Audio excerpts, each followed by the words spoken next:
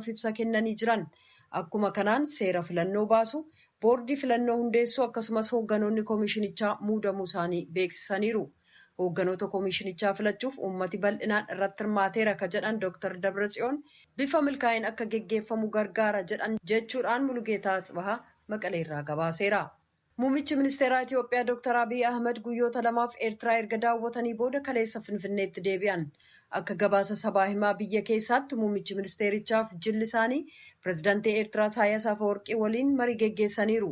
Marii sanbata darbe geggeessaniin pirezidaantii Isaayyaas Afeworqiif muummichi ministeeraa Abiy Ahmed fooyya'ina argameef danqaa waggoottan lamaan darban murtii nagaa seena qabeessaaf michummaa biyyoota lamaanii gidduutti irra ga'ame ilaalchisuudhaan bara 2018 mallatteeffame danqaa mudate xiinxalanii jiru jechuudhaan ministeerri odeeffannoo Eertiraa Yemaana Gabra Masqal Tiwiitarii irratti maxxansaniiru. Muummichi ministeeraa Dr. Abiy Ahmediif jilli isaanii Piroojeektiiwwan misooma qonnaa kan naannoo Gaash Baarkaa jiru daawwataniiru. Innaa daawwannaa kanaa jila isaan waliin gamasitti imale pirezidaantii Isaayyaasiif aangawoonni mootummaa gameeyyiin argamaniiru. Yemaaneen Tiwiitarii irratti ergaa maxxansaniin jilli kun miseensonni tajaajila biyyoolessaa marsaa 33ffaa eebbifamuuf qophee isaan gochaa jiran daawwatee jira jedhan. Miseensonni hawaasa Itiyoophiyaa kanneen Los Angeles keessaa kaleessa ajjeechaa artistaa Caaluu Booda'oo kara ka'ee lubbuu namaa bade jedhaniif sagantaa dungoo qabsiisuu geggeessan. Qindeessitoonni akka jedhanitti magaalaalee Oromiyaa keessatti ajjeechaa gosa irratti hundaa'e balaaleffanna jedhanii mootummaan kanneen akka raawwatan murtiitti dhiyeessee kanneen qabeenyaan dura manca'ee firpha akka baasu gaafatan jechuudhaan Daani'el Argaa'u Los Angeles irraa gabaasee jira. Hawwaannisi gammoojjii weerara marsaa lammataaf Keeniyaa kaaba gama dhiyaarraa gama Itiyoophiyaa gama kaabaa bakka hawwaannisni kun horee biyyattii gama dhiyaatti faca'uu malu jedhutti deemaa akka jiru ta'uu jaarmiyaan qonnaa addunyaa ibsa torban darbe baaseen beeksisee jira. Weerara duruu jirutti inni ammaa kun dabalamee weerara Itiyoophiyaa keessaa hammeessuu mala jedhameera. Ammaaf sadarkaa yaaddessaarraa ga'uu baatus battala hin to'atamu taanaan weerara hawwaannisaa kun miidhaa dhaqqabsiisuu mala jedhamee jira. Waajjirri mirga namaa kan tokkummaa mootummootaa humnootiin farra shororkeessummaa maalii hiriirtota mormii farra mootummaa irratti humna ammaa ba'aa gargaaramee du'uu siiviilota hedduuf sababaa ta'e akka qoratamu gaafatee jira. Gabaasaa Liisaa Shilaayin Jeneevaarraa ergiteef sora. Mansuuma waraan tokkummaa mootummoota biyyi waraanee oolmaaf bultii dhowwu maalii eeguuf jedhee achitti erge. Dameen isaa Forsaata jarbii nagaa dhowwuu eegaa jedhanii achitti ergan. Waraanni kun ammoo dhiyootan sun lakkiseetiin maaliitti warri hiriir bahe 14 fixeetiin 154 ammoo madees jedhanii himatan. Akka dhaabbileen mirga namaa jedhanitti waraanni kun hojii sila baay'eef nagaa lafaa eegu lakkisetti warra mootummaa himachuuf hiriir bahe fixuun oolu. Waraanni kun warra waan mootummaanis tolchi himachuuf guyyaa 10 duratti hiriir bahe humna gati dabarseetiin hedduu keessa miidhallee keessa qorachuu jedhanii gallakkisan malee hiriir sun irratti nama 200 ol qaqqaban. Pirezidaantiin Maalii Bobakar Keita mootummaan isaa jeequmsa kana inum qorataa jedhee waada gale. In qorataa jechuun isa sun ammoo odeemtuu koomishineerii mirga namaa tokkummaa mootummoota Liz Torseef gammachuu guddoo. It's essential that all alleged human rights violations and acts of violence. Wanni nami miidhamee jedheetiin himate. Jeequmsaaf wanni hiriir nama baase. Ammumaan tana jabeessanii qulqulleessanii dhugumaan qorachuu malan. Abbaa balleessa qabulleen balleessa qabdaa jedhanii itti muruu malan. Mansuumaan dhaabii tokkummaa mootummoota illeen waan waraanii isa namtolchee jedhan kana warra hiriir bahe waliin qorachuu jira. Akka jecha odeemtuu tanaatti warri hiriir bahe hagi guddaan nagumaan hiriir bahe. Taatullee hagi tokko qabeenya abbaa qabu caccabsee kaballeessa illee num jira. Maalitti gan 8 duratti bara waraanii milishaa islaamummaa lola keessi jabeeffatsunitti namkum hedduu dhumate. Keessattuyyuu maalii gama jidduu mobtii laf jedhanitti laf jarii humniti jabeeffatsunitti gochee lamalleen akka malee wala dhabaati. Bambaraa fi Dongon. Tokkummaan mootummoota akka mootummaaf paartileen mormituulleen harum qajeelaanii afaan qajeeloo walitti dubbatanii rakkoo biyyi isaanii dhugumaan falatan gaafate. Kan dhaggeeffataa jirtan raadiyoo sagalee Ameerikaa sagantaa afaan Oromooti. Hoogganoonni paartii Dimookiraatotaa Yuunaayitid Isteetsi kanneen kutaa Joorjaa keessaa kaadhimamaa kadu'aan boqotan miseensa mana maree Joon Luwiisiin bakka bu'ee filannoo sadaasaaf nama dorgomu filachuuf ol ga'anii jiran. Dubbiimtuun paartichaa akka jedhanitti dorgommii kanaaf namoota 131tu iyyate. Koreen filannoos namoota xumura irratti dorgoman 3-5 calalee kan dhiyeessu yoo ta'u, miseensonni koree paartichaa beekamoon 44 nama kaadhimamaa ta'u filachuuf jiru. Namni injifate Riippaabilikaanii kataan Enjelaa Staanton King waliin dorgoma. Luwis marsaa 17f miseensummaa mana mareen kan tajaajilan yoo ta'u bara 2016 mormituu isaanii garee riippaabilikaanotaan wal dorgomanii sagalee 180 argachuun injifatan.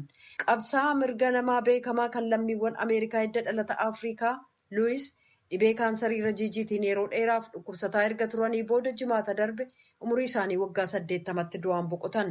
Qabsoo mirga namaa jabanaa kan Ameerikaa bara 1950mootaaf 60mootaa keessatti innaa hirmaatan umuriin isaanii waggaa 23 kan ture yoo ta'u hoogganaa qabsoo mirga namaa Dr. Maartin Luuter King waliin illee walitti siqeenyaan hojjetaa turan. Hospitaalonni 5 kanneen kutaa Floriidaa keessaa lakkoofsi namoota vaayirasii koronaan qabamanii waan heddumaateef sireen kutaa namoonni akkaan dhibaman irra ciisan kan hin jirre ta'uu ibsamee jira. Kutaan Floriidaa akka gabaasetti dilbata kaleessaa namoonni 12,000 haaraa vaayirasichaan yoo qabaman kunis guyyoota 5 walitti aanuuf namoonni 10,000 ol COVID-19 qabamuun gabaasameera. Naannoon Maayaamii kan akkaan dhahame yoo ta'u hospitaalota 45 keessaa kan akkaan muddama jala jiran konyaa Maayaamii Deed keessa jiru. Bulchaan magaalaa Maayaamii Firaansis Suwaareez wixata har'aa qabee namoota utuu maaskii hin kaayyatin alatti argaman irra adaba cimaa kan ka'an yoo ta'u balleessaa jalqabaaf $50 yoo adaban yoo irra deddeebi'an garuu hanga $500tti kan adabaman ta'uun beekamee jira. Gama biraan bulchaan magaalaa Los Angeles Eric Garcetti manaa akka hin baane irra deebi'anii ajaja dabarsuuf qarqararra kan jiran ta'uu kaleessa beeksisaniiru. Garcettiin bulchiinsi Trump dhukkuba kanatti duuluuf hanqina hooggana biyyoolessaa qaba jechuun balaaleffatan. Dhimmi COVID-19 walta'iinsa utuu barbaadu dantaa siyaasaaf oole utuu gargaarsa argachuu qabnu qofaatti dhiifamne jechuudhaan dilbata kaleessaa CNN'if ibsaniiru. Kun ariifachiisaa akka ta'e beeknaa yeroo dhiyootti ni dhumata jedhanii uummatatti himuu dhaabaa. Yoo akka biyyaatti hooggana biyyoolessaa jalatti walitti hin dhufnu ta'e namoota itti dabalaa du'an arguuf jirra jedhaniiru. Yuunaayitid Isteets dilbata kaleessaa qofaa namoonni 500 ol duraa kan du'an yoo ta'u vaayirasii koronaan kanneen qabaman namoonni 63,000 immoo galmeeffamaniiru. Awurooppaa keessaa namoonni miliyoona 3 ol ta'an COVID-19 yoo qabaman kanneen 200,000 ol ta'an immoo du'aniiru. Hoogganoonni gamtaa Awurooppaa biyyoota miseensota ta'an kanneen weerara vaayirasii koronaan miidhaman deeggaruuf jecha bajata $2 tiriliyoona raggaasisuu irratti walgahii guyyoota 3f geggeessaa turan irraa wixata har'aa ganama boqonnaa fudhatanii jiru. Mariin duraan hamma sanbataa qofaatti geggeeffame jedhamee ture wixata har'aa waaree boodas itti fufa. Muummichi ministeeraa Neezerlaandis Maark Rutte akka jedhanitti fooyya'inni argamuusaa ennaa ibsan chaansilariin Oostiriyaa Sebaastiyaan Kurz immoo mariin geggeeffame cimaa ta'us bayii har'a argametti hedduu gammannee jirraa jedhan. Mariin guyyoota xiqqoo darban geggeeffame biyyoonni Awurooppaa dureessota ta'an 5 Oostiriyaa, Deenmaark, Fiinlaand, Neezerlaandisii fi Swiidin faallaa biyyoota gama kibbaa weerara vaayirasii koronaan akkaan dhahamanii waan dhaabataniif jecha cimaa ture. Jarmanii fi Faransaay garuu biyyoota gama kibbaa deeggaranii jiran. Kanneen gama kaabaa akka qaama waliigaltee sanaatti baasiin jiru to'atamuu qaba yoo jedhan biyyoonni kan akka Xaaliyaanii fi Ispeen immoo haalli kun akka laaffatu barbaadu. Biyyoonni gamtaa Awurooppaa namoonni 135,000 sababaa COVID-19 kan duraa du'an yoo ta'u kanneen keessaa hedduun Xaaliyaanii, Faransaay fi Ispeen irraati. Weerara vaayirasii kanaa dhaabsisuuf mootummoonni hedduun uggura sochii kaa'uun dinagdee gamtaa Awurooppaa yoo miidhu hayyoonni dinagdee akka tilmaamanitti waggaa kana dinagdeen Awurooppaa dhibbarraa harka 8.3 gabbu'uuf deema jedhaniiru. Oduun ammaaf qabnu kanuma.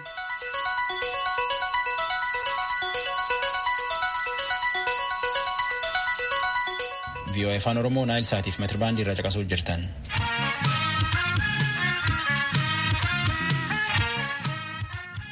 Akka dhaabii warra jireenya goomitta qabu barbaade haa to'atu.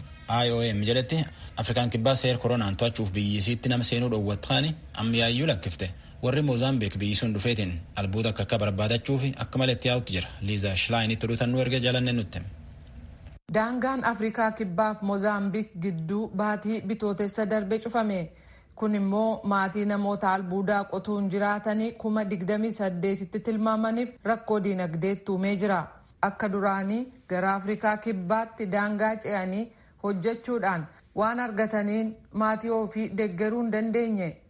Jaarmiyaan godaantota addunyaa yookaan IOM'f dubbii himaa akka ta'an Paul Dillon VOA'f akka ibsanitti waliigaltee biyyoonni lameen irra gahan namoonni vaayirasii kooroonaa qabaachuu isaanii ilaalamanii hin qabamin jiran hojii isaanii Afrikaa kibbaa keessatti itti fufuu danda'u ka jedhe ture jedhanii. The screening is conducted by the hiring agency and when they're screened as vaayirasichaan qabamuu isaanii kan qorachuu qabu dhaabbata isaan hojjechiisudha. Yoo vaayirasii kooroonaa hin qaban ta'e gara Afrikaa kibbaatti fudhatamanii dhaabbati isaan hojjechiisu guyyaa 14f adda baasee isaan kaa'aa jedhan. Diiloon itti fufuudhaanis gareen inni jalqabaa kan namoota albuudaa qotan 500 of keessaa qabu waaltaa IOM kan naannoo daangaa biyyootii lamaanirra jiru keessatti qorannaan irratti gaggeeffamee deemsa kana keessa darbanii jiru jedhan. Waaltaan kun duraan kan baname namoota dhukkuba sombaan qabaman qoratanii wal'aanuuf ture. Dhukkubi kun immoo namoota albuudaa baasan akkaan miidhuudhaan beekama. Dilton akka jedhanitti namoonni albuudaa baasan kanneen biroo 3,000 torbanneen dhufan qoratamuuf jiru. Afrikaa kibbaa biyya dhukkubi COVID-19 akka hamaatti miidhamtedha. Jaarmayaan fayyaa addunyaa akka gabaasetti namni 375,075 fi 500 vaayirasii kooroonaan kan qabaman yoo ta'u 4,800 immoo vaayirasichaan dhuman. Moozaambiik keessatti garuu kan vaayirasii kooroonaan qabame 1,400 yoo ta'u kan du'e 9 qofa. Diiloon akka ibsanitti jaarmayaan godaantota addunyaa yookaan IOM biyyoonni miseensa isaa ta'an tajaajila eegumsa fayyaa akkasumas dhimma bulchiisa daangaa irratti gargaaruudhaan muuxannoo qabaa jedhan. Lammiiwwan Moozaambiik kanneen ogummaa kabiraas qaban Afrikaa kibbaa keessatti carraa hojii akka argatan gochuufis abdii qabnaa jedhu.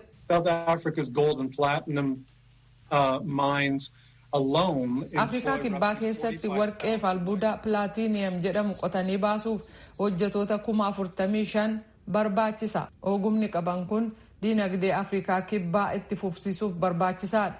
Kanneen Moozaambiik keessaa gara Afrikaa kibbaatti godaanuuf hojjetan hedduun kun kanneen hojii qonnaa gaggeessan dabalatee dhiyeenyatti kontiraataa hojiirra oolan argatu abdii jedhu qabnaa jedhaniiru.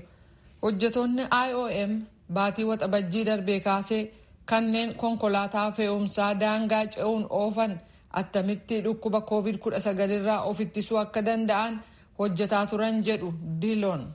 Shofeerota konkolaataa gurguddaa kan fe'umsaa 7,500 ta'aniif dhaamsa attamitti vaayirasii kooroonaa ittisuu akka danda'amu ibsu afaanneen naannoon qopheessanii harka dhiqachuu fi namoota biraa of fageessuun bu'aa inni qabus barsiisaniiru jedhu.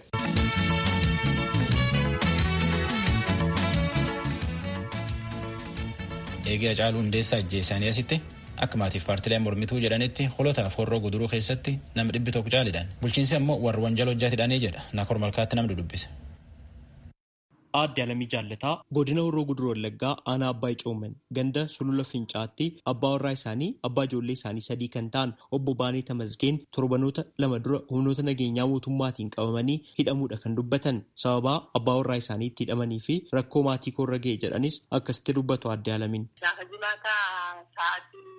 Adiirratti halkan keessa humna adda waraanaatiin mana dhufanii rukutan kan itti ta'uu poolisiidha kuttubanii naan jedhan obbo Baaneedhaan barbaannaa jedhan inni gaafa itti gadi ta'uu si barbaannee irraa harkatti ol kaasuudhanii harka isaa ol kaasuu takkasannuu fudhatanii tokkaniiru. Yeroo ganamaa poolis dhaabaa irratti poolisii barbaadii Oromoo akkasiin waan hundee dantaadha erga Oromoo taatanii yeroodhaan yookaan ganama yeroodhaan baafutanii fudhatanii reessaan dhaqxan jedheen boru barbaachisaa dhufaan jedhe. Hiriira tutubaasaa shanii qallabdaadhanii durumayyuusaa wanta jechaa turaniiru. Hiriiricha irratti marroo fi bilbiltee uummata faana walii quunnamsiistee jedhaniitu kan isaan qaban. Dhuguma gocha kana godhaniiru abbaa warraa keessan. Inni gullichuma kana manichuma iyyuu hin baane saditti baa ture. Koviditti ka'ee tusiisaa ture. Mana murtiitti dhiyaatanii jiru abbaa warraa keessan. Dhiyaanne amma kunoo isa jimaa ta'een gaddaa ammoo fudhatanii.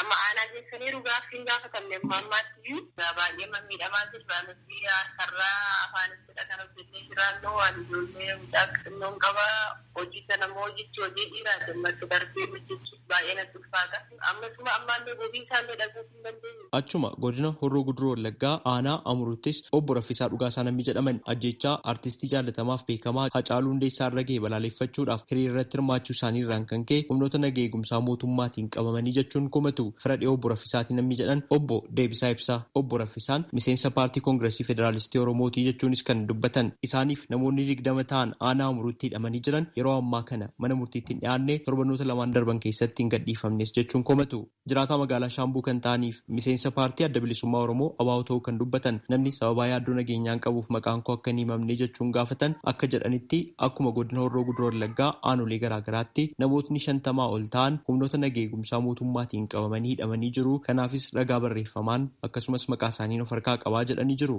Mootummaan godina Horroo Guduroo Wallaggaa magaalota garaagaraa keessatti haala hin uumamne kanaan namoota hidhuunis sirrii miti jechuun komatu. Itti gaafatamaan waajjira bulchiinsaaf nageenyaa godina Horroo Guduroo Wallaggaa obbo Addisuu Fayisaa dhimma kana irratti yommuu deebii kennan akkas jedhan. Waan amma dhiyoo kana ta'e naannoo keenyatti wanti uumame hin jiru, balaan ga'ee hin jiru, qabeenyi badee namni sababa kana qabame jedhamee badii kana balleesse jedhamee ammatti nama dhaga'ee hin jiru. Yoo aanaan qabeera ta'e iddoo aanaan sababatti qabee dhimmatti qabee qulqulleessee seeraan balleesse. Gudruufaattii jedhu nama jabeessaa taakka lafaa jedhu hojjetaa mootummaa gabbisaa jabeessaa nama jedhamu qotee bulaadhaa jedhanii abaaboo guduraanaa jedhamu keessatti Jimmaa Gannatii keessattis akkasuma tajaajila akka taakkala gabayyoofaa jedhamantu qabamee jechuun kan isaan nutti himanii. Namni kamuu seeraa olimti seeraa gadi waan ta'eef bakka badii balleessetti sababa hojjetaa mootummaa ta'eef sababa hooggansa ta'eef sababa tajaajilaa ta'eef wanti hin qabamneef hin jiru. Haa ta'u garuu qabamanii yoo ta'e garuu dhimmi isaanii seeraan qulqullaa'aa qorataan achuma jira abbaan seeraa achuma jira waan ta'eef yeroo isaa eegee tartiiba isaa eegee deebii argata. Garuu naannoo Jimmaa Gannatiitti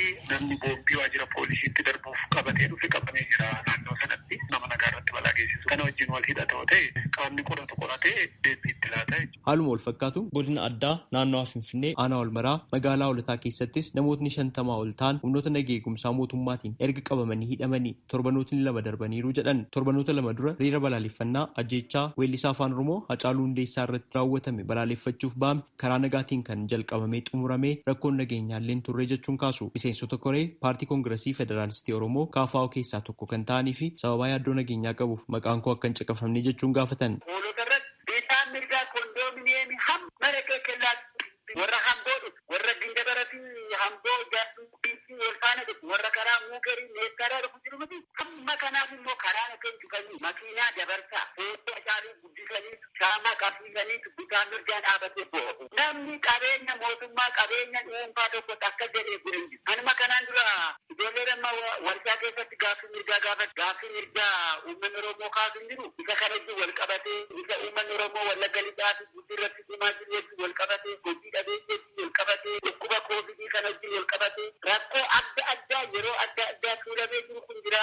Isa kana wajjin wal qabatee ijoolleen gaaffii mirgaa gaafatu isuma kana jibbanii maneedhaatti buunu malee wanni raawwatamin jibbuutti barbaadu. Barsiisaa Biraanuu Warquus obboleessi isaanii Tsaggaayee Warquu jedhamu sababa ittiin hidhame jedhan akkasitti ibsanii jiru. Gaafa Hacaaluun du'u konkolaatuma warshaa simintoo Habashaatti kan inni konkolaatisu. Gaafa sana ijoolleen naannoo qeerroon naannoodhaa fuudhitii nu baasuu jennaan konkolaataa sana warrunti warshaa eeyyamanii too inni fuudhetoo deema ijoollee Finfinnee. Dhufee raawwateetu konkolaatatti oddoo warshaa galcheetu dhaabe. Sana booddee deega torban tokko taa'ee raawwatee booddee konkolaataa kan fuudhetoo deeme ijoollee fidhaa. Jechuun ijoolleen konkolaataa ittiin fuuterraa ijoolleen sirbaa turtee dhaadannoo garaagaraa dhageessisaa turteedhaniitu konkolaataa bakka inni oofaa jirutti poolisoota 4 meeshaadhaanii konkolaataa fuudhisuu waajjira poolisii deemee achitti si barbaannedhaniini. Himannaa isaa akkan argetti ijoollee hin beekamnee fi ammaaf to'annaa jala loonde faana daandii cufteedha kan jedhu. Komiidhaa magaalaa Hoolataa fi aanaa Olmaraatti ka'u kan ilaalchisee qaamota nageenyaa itti gaafatamtoota waajjira poolisii fi gaggeessitoota aanaa Olmaraa fi magaalaa Hoolataa irraa mirkaneeffachuuf tattaaffiin goone hin milkoofne. Haa ta'u malee hoogganaan biiroo dhimmoota kominikeeshinii mootummaa naannoo Oromiyaa obbo Geetaachoo Baalchaa deebii kennaniin akkas jedhanii jiru. Artistii qaalii keenya Hacaaluu Hundeessaa hordofsiisee naannoo Oromiyaa keessatti bakkee garaagaraatti walitti bu'iinsii fi jeequmsi uumamee ture. Jeequmsa sanaan lubbuu namaa fi qabeenya irraa miidhaan gurguddaan ga'eetii kan ture. Kanaa waliin wal qabatu gabaasa wanti lakkoofsaan dabalu jiraachuu danda'a. Gara nama 7,126 ta'an to'annaa seeraa jala oolanii haalli ittiin itti qulqulleeffamaa jiru jira. Amma naannoon Oromiyaa guutummaa guutuutti nagaadha jechuun hin danda'amu. Namni gadda qabuu fi quuqama qabu ibseeti kan gara mana isaatti deebi'ee warri garuu gadda sanaa fi quuqama sanatti fayyadamanii jeequmsa biraatti dheessisanii saamichaaf haala mijeessaa turanii ajjechaa lubbuuf haala mijeessaa turanii Oromiyaa keessatti bakkee inni taateen kun ta'e kamitti shakkii akka wajjiniin yookaan immoo taatee sanaa wajjin wal qabatus bakka jirutti haalli tarkaanfiin fudhatamuu fi deemamee fi nageenya mirkaneessuuf hojjetamaa ture jira. Magaalaan gara lixaatti taateen akkasitti bakkeetti mul'ate hadhibamu malee bakkee garaagaraatti namoonni sanaaf haala mijeessuudhaaf tumsa garaagaraa gochaa turan bakka mallattoon akkasii mul'achaa turetti olaantummaa seeraa mirkaneessuuf tarkaanfiin fudhatamu jiraachuu danda'a kan jedhu nan tilmaamaa. Garuu yeroo wanni akkasii uumamuu kana keessa humnoonni uummata keenya gidduutti garaagartummaan akka babal'atu akka walitti bu'iinsi babal'atu haala mijeessuudhaaf qooda fudhatan jiraachuu malu. Namoonni dhimma dhuunfaa walirraa qabanis haaloo walirraa qabanis waltajjii yeroo wanti akkasii uumamu haaloo walitti ba'uudhaaf deemuun waan jiruuf caasni nageenyaa karaa of eeggannoo qabuun amma danda'ametti ragaa walitti qabatee ragaa sana irratti hundaa'e akka olaantummaa seeraa yeroo jennu warra qabamaniifis olaantummaan seeraa jiraachuu qaba warra nagaa barbaadaniifis olaantummaan seeraa jiraachuu sirra. Raadiyoo Sagalee Ameerikaaf Naakoor Malkaa Amboorraa. Vaayirasii koronaa kanaaf jenneeti hojjettooti VOA Afaan Oromooleen manneen keenya Waashingtan DC, Virgiiniyaa fi Meerilaandii oduu tan isanitti himuu jirra.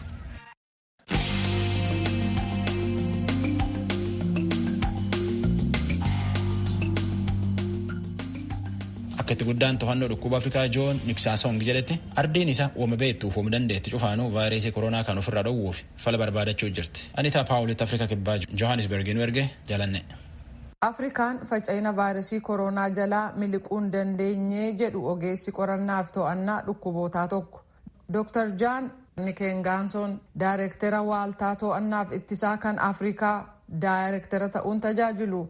Isaanis akka jedhanitti hayyoonni dhukkuboota qoratan doktoroonni fi laaboraatooriin qorannaan keessatti gaggeeffamu guutummaa Afrikaa keessatti hojii jabaa hojjetaa jiru. Namoonni 600,000 fi 40,000 caalaan dhukkuba COVID-19 jedhamu kan vaayirasii koronaan dhufuun qabamuu isaanii galmeessanii jiru. Namoota miliyoona 6.5 irratti qorannaan kan gaggeeffame yoo ta'u hedduun jara kanaa lafa vaayirasiin koronaatti heddummaatu kan akka Afrikaa Kibbaa, Masrii, Naayijeeriyaa, Gaanaa fi Aljeeriyaa keessatti argamu.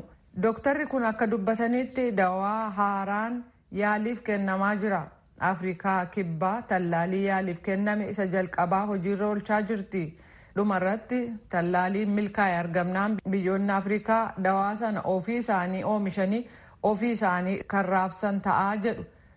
It is a strong belief that Africa should play an active role in tallaalii kana arguu fi itti gargaaramuu keessatti Afrikaan qooda gaarii qabaatti amantii jedhu jabaa qabna. Hanga tallaaliin biraa argamee Afrikaa keessatti raabsamutti eeguu hin qabnu. Kanaaf ardiin Afrikaa bifa qindaa'een qooda keessatti akka fudhattu gochuun tallaaliin yaaliif kennaman kana hojiirra akka oolan gochuun jajjabeessaa jirraa jedhaniiru. Kana malees jedhan hayyoonni saayinsii namoota qoricha aadaa beekan waliin dubbachuun maal gumaachuu akka danda'an ilaalaa jiran. Waaltaaleen ittisaaf to'annaa dhukkubootaa kan Afrikaa laaboraatoorii Itiyoophiyaa, Senegaaliif Naayijeeriyaa keessatti kanneen vaayirasicha irratti qorannaa gaggeessaniif deeggarsa gochaa jiru. Garuu jedhan duulli gaggeeffamu kan hayyoota saayinsii qofaan injifannoo argamsiisu miti. Ardiin Afrikaa maal gochuu akka qabdu kan ilaaleen dooktorri kun ennaa tarreessan. We need to ramp up testing. We need to trace those who are infected and isolate them. Qorannaa namoota irratti gaggeeffamu dabaluu qabna. Namoota dhukkuba COVID-19 qaban faana bu'uu, kanneen argaman adda baasanii kaa'uu akkasumas wal'aansa barbaachisu kennuudha. Dhimmi lammaffaan gochuu qabnu hirmaannaan hawaasaa kana keessatti akka dabalu gochuudha. Duulli dhukkuba COVID irratti gaggeeffamu kan murteeffamu sadarkaa hawaasaatti jedhan. Hawaasa haala gaariin keessatti hirmaatee abbummaan gaggeessee deebiitti hin kennu taanaan namoota COVIDiin qabaman sirriitti barree wal'aansa barbaachisu kennuu hin dandeenyu jedhaniiru. Dhumarratti biyyoonni Afrikaa keessaa hundumtuu imaammata addunyaa maaskii kaa'achuu yookaan funyaaniif afaan haguuggachuusa jedhu hojiirra akka oolchaniif gaafanna ka jedhan Dr. Nikangason yeroo manaa baanu bakka namni hedduun jirutti hundi keenya maaskii kaa'achuun dirqama imaammataan lafa kaa'amee jedhaniiru. Dooktarri kuniif aangoonni Afrikaa Kibbaa qorannaan dhukkuba COVID-19 qabamuu baruudhaaf gaggeeffamu fooyya'aa akka jiru ibsanii kunis lakkoofsa namoota ilaalamanii dabaluu fi ariitiin ittiin gaggeeffamuuf ba'iinsaas ibsamu fooyya'uusaa dubbataniiru. Torban darbe Afrikaa keessatti lakkoofsi namoota vaayirasii koronaan haaraa qabamanii giddu galeessaan guyyaatti 17,000 ture jedhu.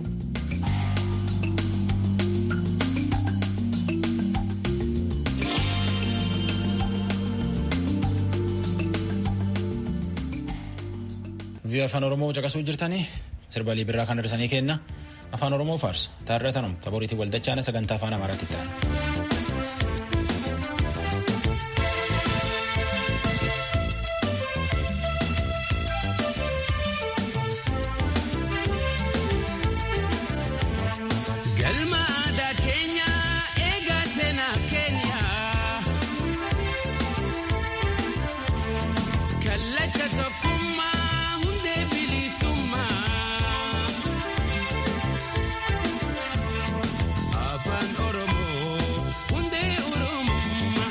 Afaan Oromoo hundee Oromummaa gurratti mi'aawa yaa'an sagalee kee cirracha bishaanii baay'ini jajjagee gurratti mi'aawa yaa'an sagalee kee cirracha bishaanii baay'ini jajjagee kan rafe dammaqsa wayituuf walaloon kee lakkaawameen dhumuu hibboof maqmaqsikee kan rafe dammaqsa wayituuf walaloon kee lakkaawameen dhumuu hibboof maqmaqsikee galma aadaa keenya eegaa seenaa keenya kallacha tokkummaa hundee bilisummaa Afaan Oromoo hundee Oromummaa Afaan Oromoo hundee Oromummaa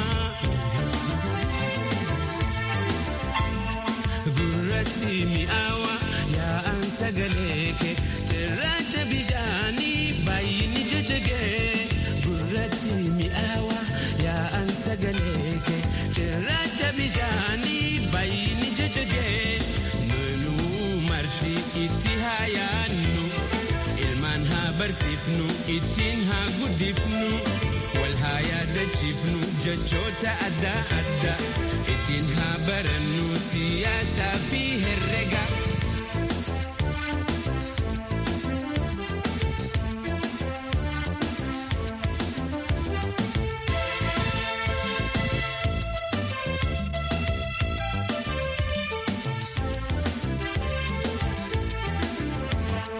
Galma aadaa keenya eegaa seenaa keenya